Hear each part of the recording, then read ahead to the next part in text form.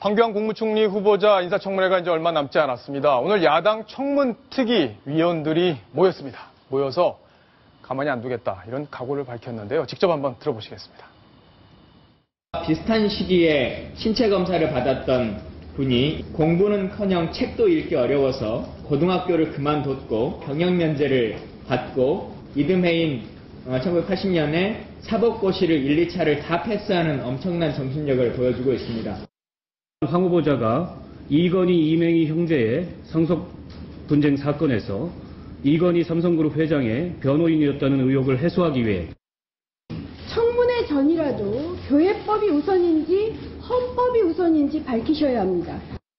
30년 공직 생활을 팔아서 로비스트로 전략한 대가인지 이번 청문회에서 제대로 밝혀야 할 것입니다.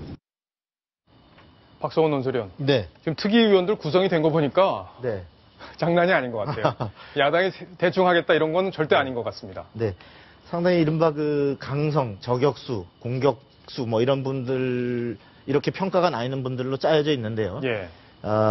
근데 무엇보다도 이 칼은 어떤 소리가 요란하다 그래서 잘 드는 게 아니고 예. 날이 날카롭고 정교하게 벼려져 있어야 되는데 지금 현재까지 나오고 있는 야당에서의 황교안 후보자에 대한 어떤 의혹 제기를 보면 뭔가 정말 결정타는 아직 없는 것 같아요. 한 방은 없다 아직. 예. 아직 제대로 뭔가 핵심을 제보가 있거나 뭐가 들어가지는 못한 것 같은데 좀 지켜봐야 될 것 같습니다. 예. 네. 어쨌든 뭐 이분들 굉장히 날이 잘 서 계신 분들이기 때문에 아마 매섭게 공세를 펴지 않을까 싶고 이종걸 원내대표는 고등학교 동창이잖아요. 황교안 국무총리 후보자와. 네. 근데 이번에 뭐 그냥 안 넘어갈 것 같다. 뭐 절대 이분이 자격이 없다는 취지로 이야기를 하던데 자, 이종걸 원내대표 뭐라고 얘기하는지 한번 또 들어보시겠습니다. 인준할 수는 없다라는 분명한 생각들을 국민들에게 알려드리겠습니다. 총리로서의 자격에 많이 흠이 있고 거리가 있는 점들이 발견되고 있습니다. 황 후보자는 이미 한 차례 검증을 받은 바 있습니다.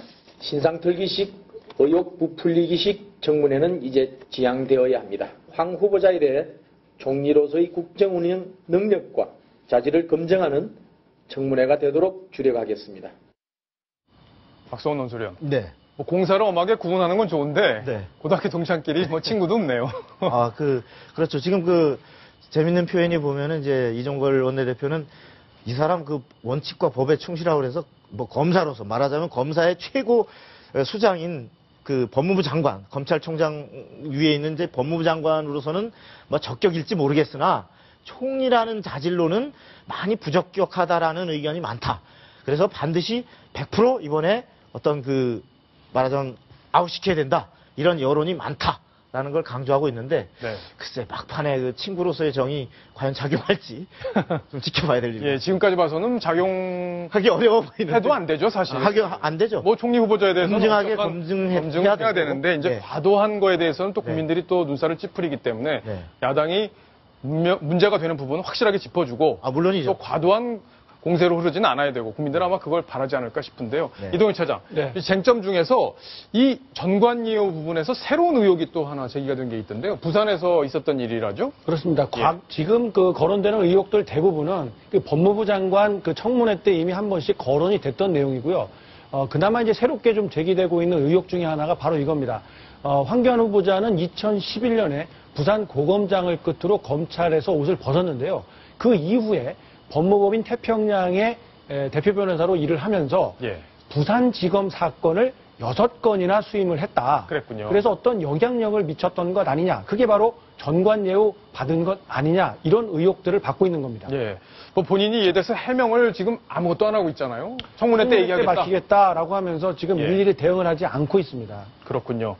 자, 그럼 국민들의 생각, 지금까지 드러난 어떤 황교안 국무총리 후보자에 대한 이야기들, 의혹들 많이 지금 국민들이 이제 들으셨는데 이 상태에서 국민들한테 물었습니다. 한 여론조사 기관에서 물었는데 자격이 있다, 없다, 어떻게 나왔는지 한번 같이 보겠습니다. 자, 일단 여론조사 결과 보니까 모르겠다가 일단 제일 많네요. 모르겠다. 예, 이게 제일 쉽죠. 모르겠다. 적합하다는 의견이 비교적 더 많다고 보는데 박성훈 논설위원이 네. 마지막으로 어떻게 될지 전망 한번 해주시죠. 현재로서는 적합하다가 조금 많지만 국민들로서 사실 딱 임명되는 순간 받는 그 느낌으로서 총리로서 정말 훌륭하다. 정말 그 제대로 뽑았다 이런 느낌은 사실 못 갖고 있다라는 것이 저 수치로 확인되지 않습니까? 그렇죠. 예, 상대적으로 조금 적합하다가 좀 많은 거지. 지금 모르겠다라는 많은 유보를 하고 있는 국민들이 과연 어떻게 판단할지는 이제 그 청문회 과정에서 여러 가지 개인의 도덕성 문제, 그다음에 여러 가지 총리로서 직무 수행과 관련된 어떤 소신의 문제, 예. 정책 수행의 능력의 문제 이런 부분을 보면서 판단하지 않을까 그런 생각이 듭니다. 자, 대통령이 14일 방미하는데 그 전에 이제 청문회 절차를 끝내겠다는 게 여당의 생각인데 야당에서 어떻게 응할지 그리고 얼마나 세게 검증을 할지 새로운 의혹은 나올지 이런 부분들을 지켜봐야 될 것 같습니다.